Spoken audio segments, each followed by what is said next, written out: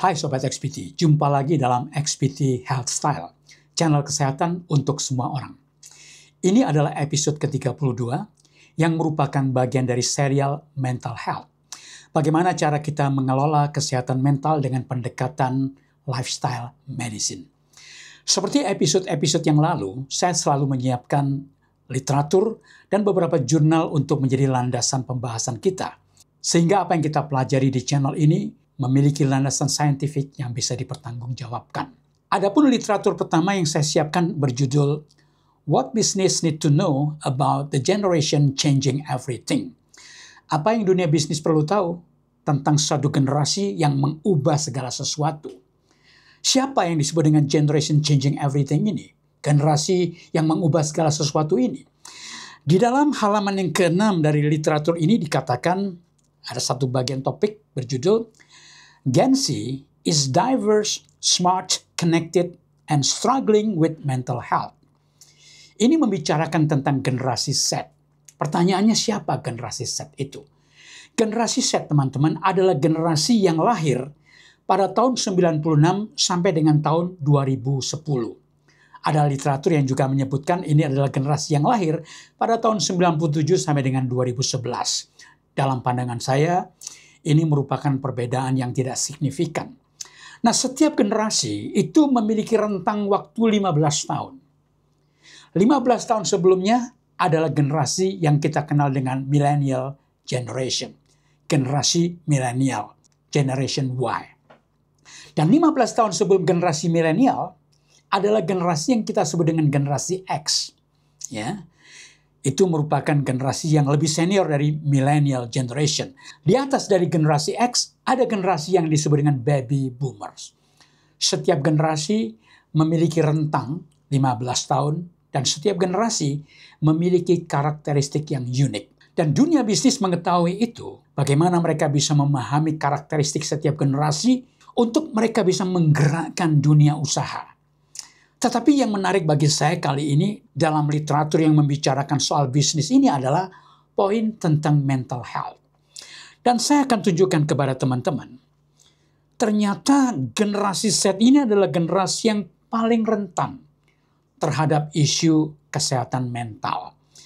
Dalam data ini dikatakan, ini berdasarkan self-report. Jadi ini merupakan sebuah survei yang sangat besar, dan setiap generasi yang disurvei memberikan laporan tentang kondisi kesehatan mental mereka.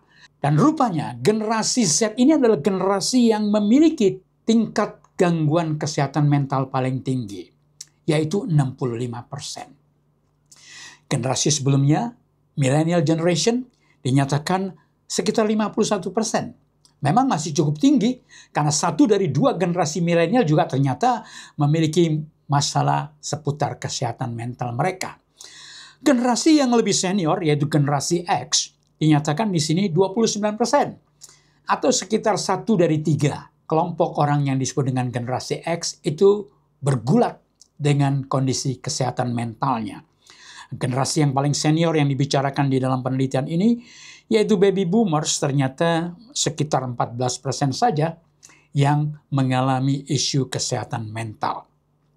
Pertanyaannya adalah, seberapa penting kita membicarakan isu soal generasi ini? Terutama 4 generasi yang kita bicarakan. Generasi Z, generasi milenial, generasi X, atau baby boomer. Dan rupanya teman-teman, di dalam data ini dinyatakan 4 generasi ini adalah generasi yang memiliki jumlah populasi terbesar saat ini. Ya, dinyatakan di sini generasi Z itu mencapai 25% dari total populasi. Sementara generasi milenial itu mencapai 23%. Nah, berikutnya generasi X 19% dan baby boomer 14%. Kalau kita membicarakan generasi Z saja, itu artinya adalah 1 dari 4 manusia di seluruh dunia saat ini adalah masuk dalam kategori generasi Z ini. Jadi artinya adalah kalau kita memberikan perhatian pada generasi Z saja, kita telah memberikan perhatian 1 dari 4 jumlah orang yang ada di muka bumi saat ini. Artinya, isu kesehatan mental generasi Z itu merupakan isu yang sangat besar. Apalagi kalau kita tambah dengan generasi milenial, generasi X, dan bahkan baby boomer. Yang tadi saya katakan, berdasarkan data ini merupakan kelompok penyumbang populasi terbesar saat ini. Itu sebabnya lagi-lagi dalam episode kita kali ini, kita akan mencoba melihat bagaimana kita bisa mengatasi isu kesehatan mental. Teman-teman, saya mendorong teman-teman untuk mengikuti episode sebelumnya, supaya teman-teman bisa belajar secara utuh, termasuk episode-episode yang akan datang. Karena kita akan mempelajari secara serial, sehingga teman-teman bisa memiliki gambaran yang utuh tentang isu kesehatan mental, dan bagaimana kita bisa melakukan upaya penanganan dengan pendekatan lifestyle medicine. Sobat XBT, di episode yang lalu, episode ke-31, kita telah belajar bahwa stres yang tidak terkendali punya dampak buruk terhadap kesehatan jantung dan pembuluh darah. Kalau pembuluh darah kita terganggu, pada akhirnya organ tubuh yang lain bisa mengalami gangguan. Kita berisiko terkena stroke, kita berisiko mengalami gagal ginjal, liver kita bisa terganggu, pankreas kita bisa terganggu, bahkan sel-sel tubuh kita berpotensi mengalami mutasi yang menyebabkan kita bisa terkena kanker. Lalu ketika kita bicara fungsi kognitif, stres yang tidak terkendali berpotensi menyebabkan kita mengalami demensia atau kepikunan. Itu sebabnya stres ini harus dikendalikan. Dan di dalam XBT Health Style ini, kita akan mencoba mengendalikan stres bukan dengan obat-obatan, tetapi dengan gaya hidup, lifestyle medicine. Di episode yang lalu kita telah belajar gratitude journaling. Untuk lebih detailnya, teman-teman bisa tonton episode sebelumnya. Nah, di episode kita kali ini kita akan membicarakan breathwork intervention. Bagaimana kita mengintervensi stres dengan melakukan pengelolaan nafas, latihan pernapasan, breathwork.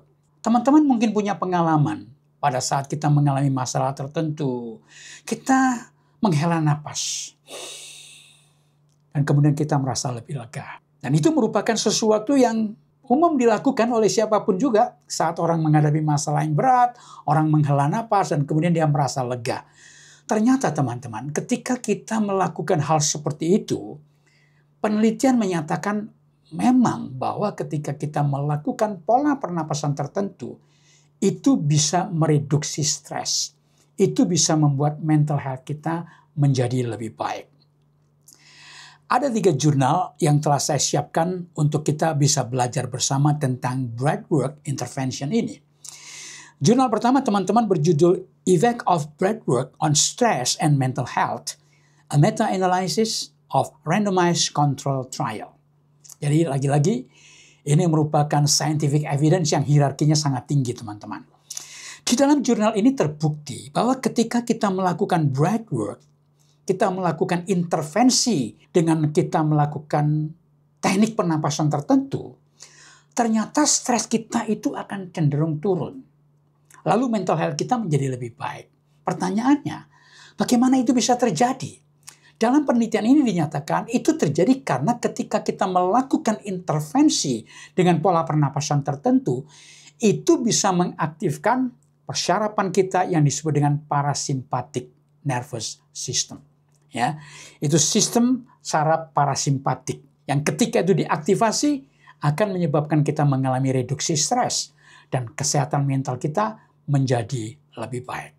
Pertanyaannya, apakah ada parameter-parameter lain yang secara objektif bisa kita gunakan untuk kita betul-betul mengetahui secara pasti bahwa ketika kita melakukan pola pernapasan tertentu itu benar-benar memiliki dampak yang baik buat kondisi kesehatan mental kita.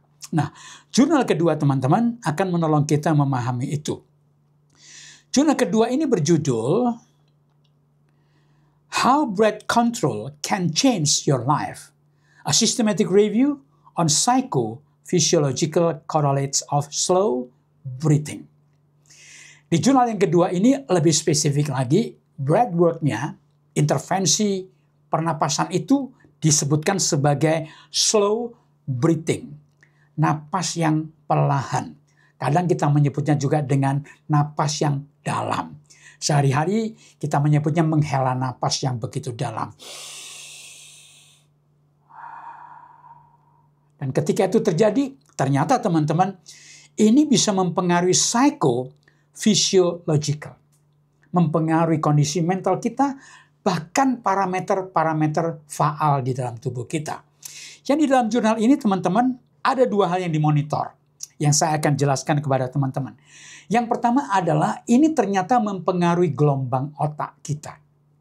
Teman-teman, ketika kita bicara gelombang otak, itu merupakan satu upaya pemeriksaan medis untuk mengetahui tingkat kesadaran kita, untuk mengetahui tingkat aktivitas kognitif kita dengan melakukan pemeriksaan aktivitas kelistrikan di otak kita menggunakan satu alat yang disebut dengan EEG, Electroencephalography. Di dalam rekaman EEG, untuk kondisi pengetahuan saat ini, neuroscience saat ini, dinyatakan ada 5 jenis gelombang otak. Dan nanti akan saya jelaskan kepada teman-teman, gelombang otak mana yang diintervensi, yang dipengaruhi ketika kita itu melakukan slow breathing. Ketika kita melakukan pernapasan yang perlahan. Dan bagaimana teknisnya, nanti juga akan saya jelaskan kepada teman-teman. Teman-teman, ketika kita bicara gelombang otak, yang tadi saya katakan ada 5 itu, yang pertama adalah gelombang otak yang disebut dengan delta wave. Karakteristiknya adalah dia memiliki frekuensi 0,5 sampai 4 Hz. Kalau kita bicara satuan Hz, itu bicara artinya cycle per second. Ya. Jumlah gelombang setiap detik. Jadi ketika otak kita itu memiliki jenis gelombang 0,5 sampai 4 gelombang per detik, maka ini masuk kategori delta wave. Dan delta wave ini teman-teman rupanya adalah gelombang yang muncul ketika kita sedang tidur lelap, deep sleep. Dan ini merupakan satu kondisi pemulihan yang paling baik.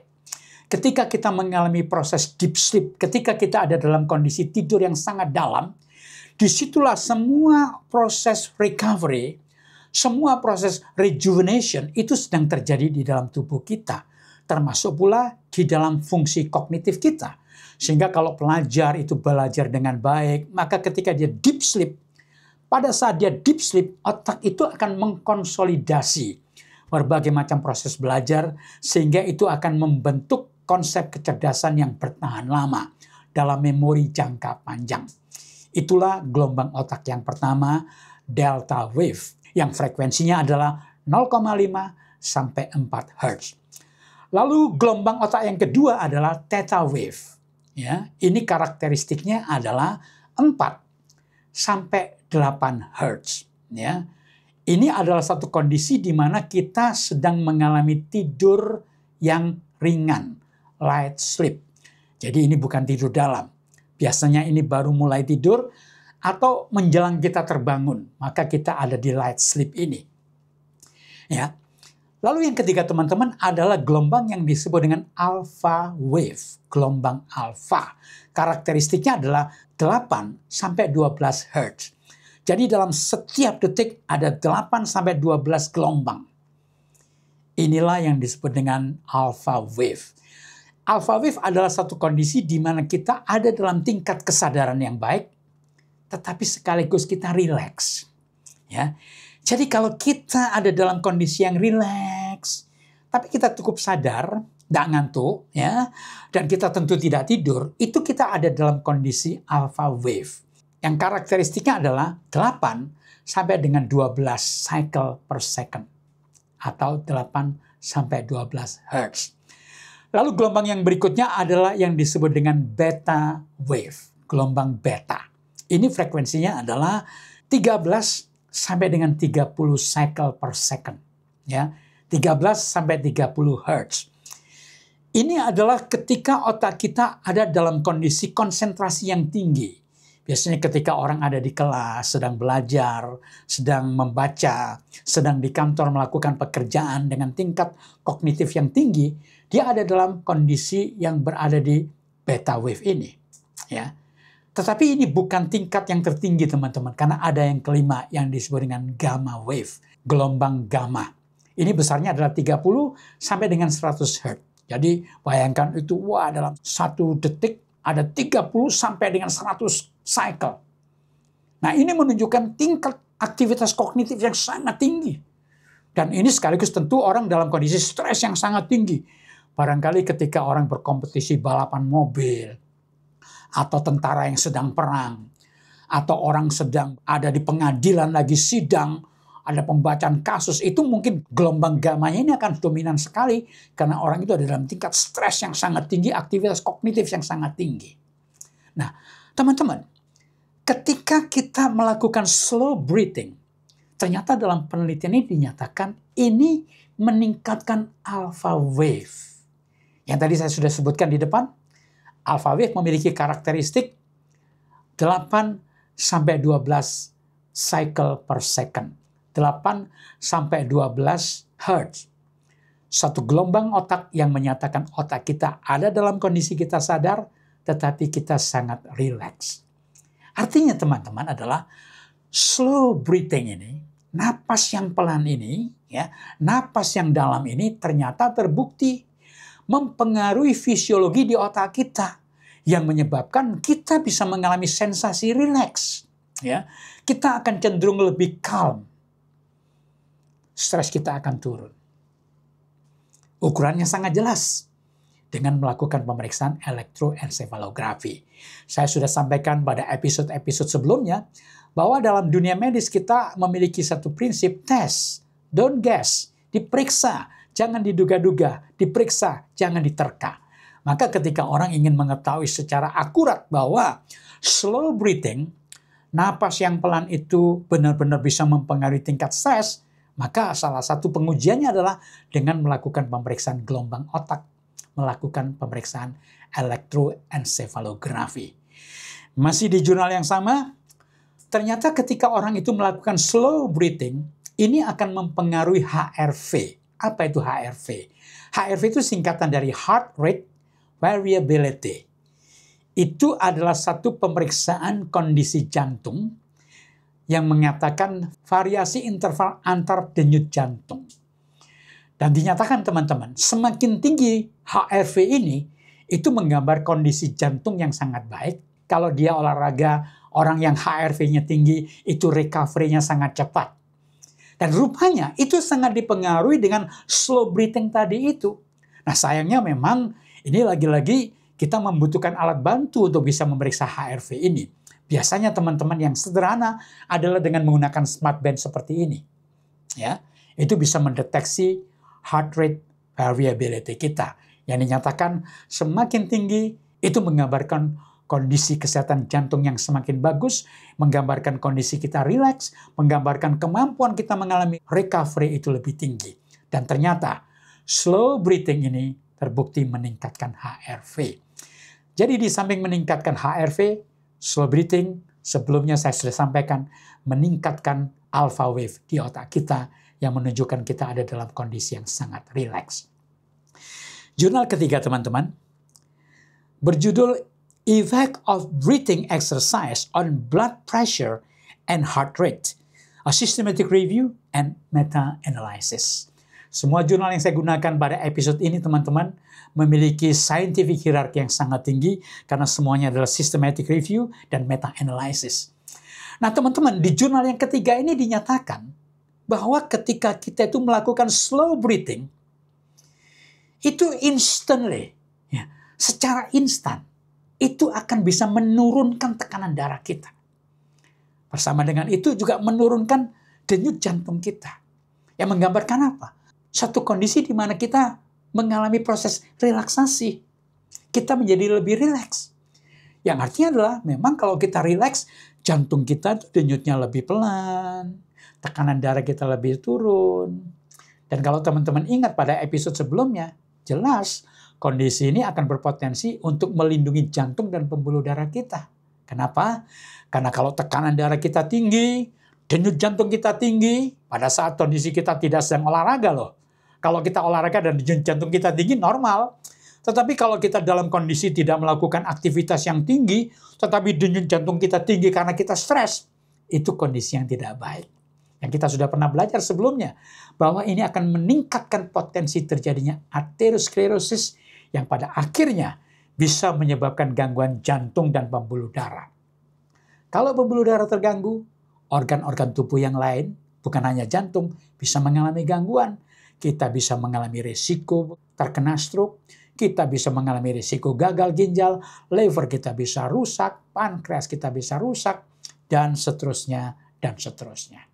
Jadi teman-teman, terbukti bahwa breathwork intervention berdasarkan 3 jurnal yang kita gunakan kali ini, terbukti itu bisa menurunkan stres kita dan memperbaiki mental health kita. Terbukti dengan apa? Terbukti dengan gelombang alfa di otak kita meningkat ketika kita melakukan slow breathing, HRV kita meningkat ketika kita melakukan slow breathing, heart rate kita turun, tekanan darah kita turun. Saya sudah membuktikan itu teman-teman secara pribadi dengan tensimeter ini. Ketika dalam kondisi stres tertentu yang tensi saya naik, saya segera melakukan breathwork intervention, lalu periksa lagi. Dalam waktu 5 menit, tekanan darah akan turun. Dan itu terbukti. Jadi kalau teman-teman di rumah punya tensimeter seperti ini, teman-teman bisa melakukan uji coba secara pribadi untuk membuktikan bahwa breathwork intervention dan secara spesifik slow breathing, bernapas secara perlahan, terbukti akan menurunkan tingkat stres. Dan pada akhirnya ini akan sangat baik buat kesehatan kita secara utuh. Pada bagian berikutnya, saya akan jelaskan kepada teman-teman teknik bagaimana kita melakukan slow breathing. Sobat XBT, breathing technique ini sejatinya adalah meniru proses alamiah yang terjadi dalam kehidupan kita sehari-hari. Teman-teman, kalau teman-teman lagi olahraga, kira-kira apa yang terjadi dengan pernapasan teman-teman? Ya, napas kita cenderung akan lebih cepat. Bukan cuma olahraga. Ketika teman-teman ada dalam kondisi cemas atau dalam kondisi takut, napas kita akan cenderung tinggi. Ya, pada saat orang mau ujian, wah itu bisa napasnya bisa tersengal-sengal. Ya, tetapi ketika kita tidur, pola napas kita itu cenderung lebih pelan. Nah, teman-teman, ketika ada fenomena seperti itu, para peneliti kemudian mencari tahu bagaimana mekanisme fisiologi dalam tubuh kita terkait dengan pernapasan dan respon faal tubuh kita yang lain. Ternyata teman-teman, ini terkait dengan sistem saraf yang disebut dengan saraf simpatik dan saraf parasimpatik.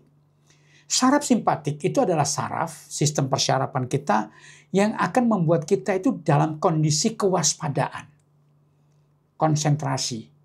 Ya, kalau kita menghadapi bahaya, kita akan fight, ya, kita akan menghadapi tantangan, maka itu dibutuhkan kondisi simpatik. Nah, kondisi simpatik ini akan ditandai dengan apa? Denyut jantung kita lebih cepat, karena tubuh kita dipersiapkan untuk kita menghadapi sesuatu yang membutuhkan energi besar. Tetapi sebaliknya ada sistem persyarapan yang disebut dengan parasimpatik yang membuat kita rileks, kita tidak membutuhkan energi terlalu besar, membuat kita dalam kondisi tertentu kalau semakin rileks kita akan bisa ngantuk, bahkan kemudian kita bisa tidur. Yang tadi teman-teman ingat terkait dengan gelombang otak kita. Dari kondisi gamma yang sangat tinggi, ya, tingkat kewaspadaan, lalu turun menjadi beta, lalu turun menjadi alfa, lalu turun menjadi theta, lalu turun paling dalam menjadi gelombang delta. Nah, teman-teman, ketika peneliti mengetahui ada hubungan antara frekuensi bernapas dengan tingkat kewaspadaan, tingkat aktivitas saraf simpatik atau parasimpatik, ternyata diketahui bahwa napas yang cepat itu akan meningkatkan aktivasi saraf simpatik. Sementara napas yang pelan itu akan meningkatkan aktivitas saraf parasimpatik. Lalu apa kategori napas itu cepat atau napas itu lambat? Teman-teman, kita mulai dulu dari napas yang normal. Napas normal itu frekuensinya adalah 12 sampai 20 kali per menit. Jadi kalau kita sedang bekerja, duduk, ya, kita rata-rata napas kita 12 sampai 20 kali per menit, teman-teman. Tapi kalau kita olahraga, itu pasti akan di atas 20, ya. Cenderung sangat tinggi. Nah, lalu kalau kita bicara napas yang pelan, slow breathing, itu kategorinya berapa? Kategorinya dinyatakan kalau napas kita itu di bawah 10 kali per menit.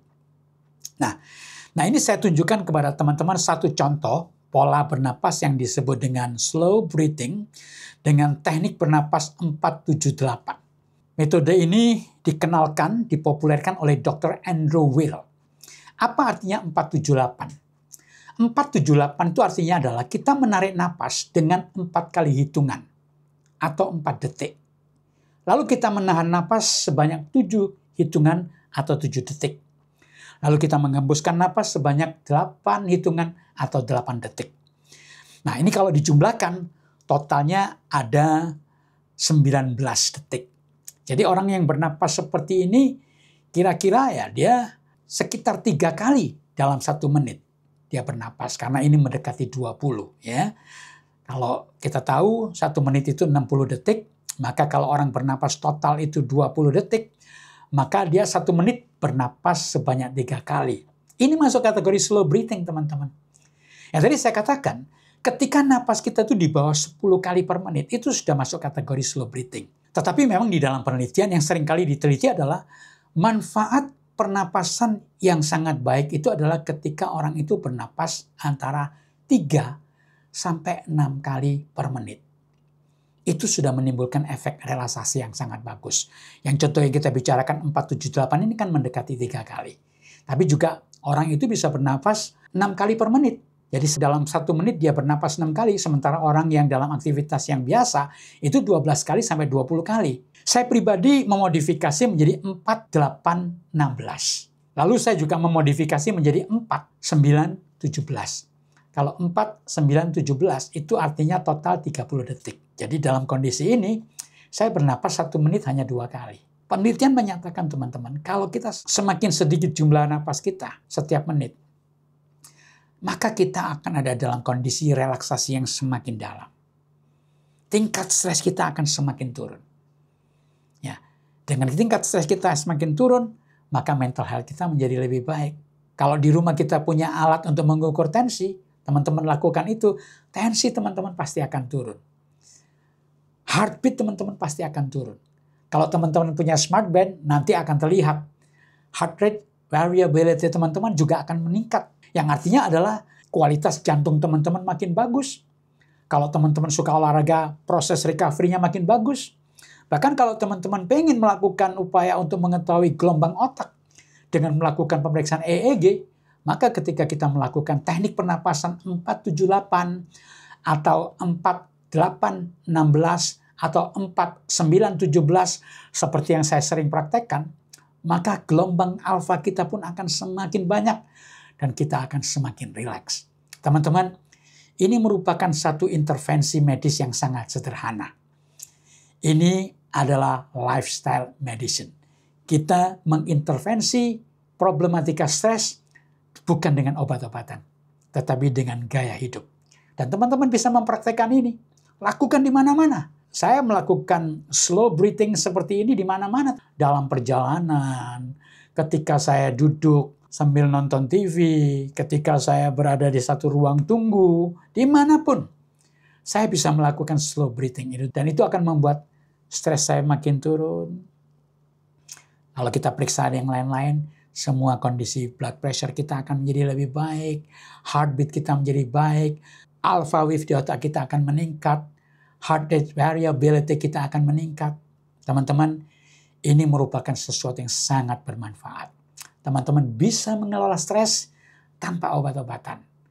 Episode yang lalu kita telah belajar gratitude journaling, dan di episode kali ini teman-teman bisa melakukan praktek breathwork intervention. Lakukan slow breathing 478 atau 4816 atau 4917. Kalau teman-teman melakukan itu, teman-teman akan bisa memiliki tingkat stres yang semakin terkontrol, semakin bagus, dan mental health teman-teman pun akan semakin baik. Jangan pernah lupa teman-teman, sehat itu murah, sakit itu mahal. Salam sehat, XPT Health Style.